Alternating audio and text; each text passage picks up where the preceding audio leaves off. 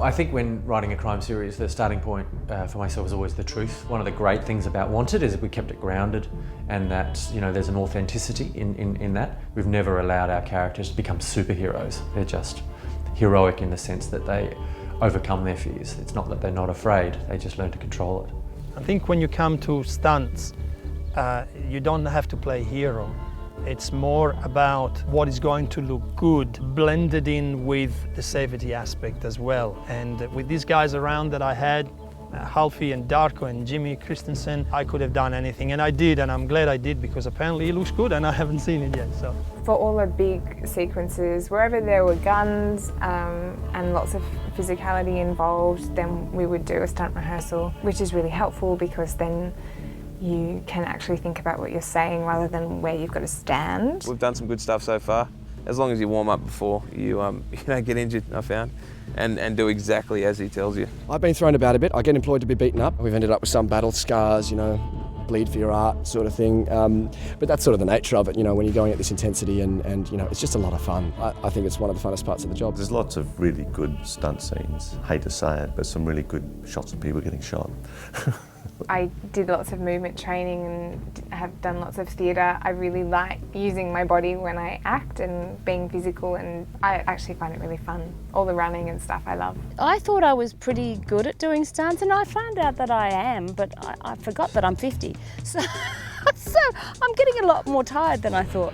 Although, mind you, having said that, I have been keeping up with Jerry running. as soon as I got the role and I read the script and the requirements, I made a decision that I wanted to empower my physicality a bit more. I got a personal trainer and worked on certain aspects of my body that I wanted to be reinforced. There's been no injuries. We've got stunt doubles who are amazing and have done some of the more challenging physical labour. I really appreciated how much risk stunt people can actually take. I really appreciated what Darko has done on that day and the way that Halfie and his team have been there to make sure that everything was going to go really well, and it did. And they've been really supportive. We did some driving training, just driving really fast around different little tracks and stopping and skidding and driving backwards. He realised within about 5 minutes that I am an inner hoon and that I can hit a mark, and I have been driving on camera for about 30 years, so he was quite surprised. Poor Beck has to do a lot of acting while driving,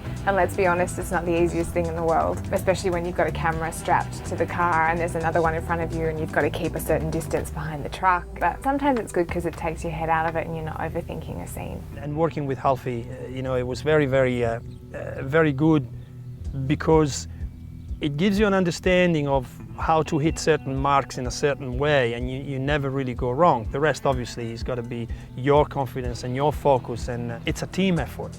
And I really felt it. When you have actors driving a real car, the audience buys it and they appreciate it. They don't know it, but there's something else going on and they're seeing something real. So I tried to avoid any sort of simulated travel shots. The car's static and we've got stuff moving around, and try to stay away from low loaders, which is where we drive a car up onto a trailer. The actors don't have to drive, they can act, which is great for the actors. But sometimes it's just nice to have that freewheeling unpredictability of driving a car. There's an amazing moment where I was coming up this road at about 100 km per hour, and I had to pull a U-turn, and I had this drone floating halfway, and the cameraman just on a tripod, and I was just pulling a U-turn pretty much just 5 meters from them. So there was kind of this intensity and concentration that needed to be in place, not to hurt anybody or just send the drone to pieces. The opening scene of the movie required Beck and Jerry to be stuck in the boot of a car for the first 5 minutes of the movie. We had actually made a boot rig that we got in, but they still had to put a lid on it, and Geraldine and I both needed copious amounts of rescue remedy to cope.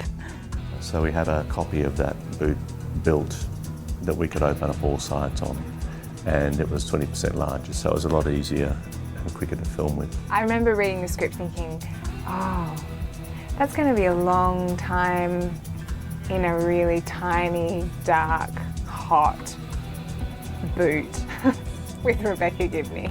We're going to get to know each other pretty well.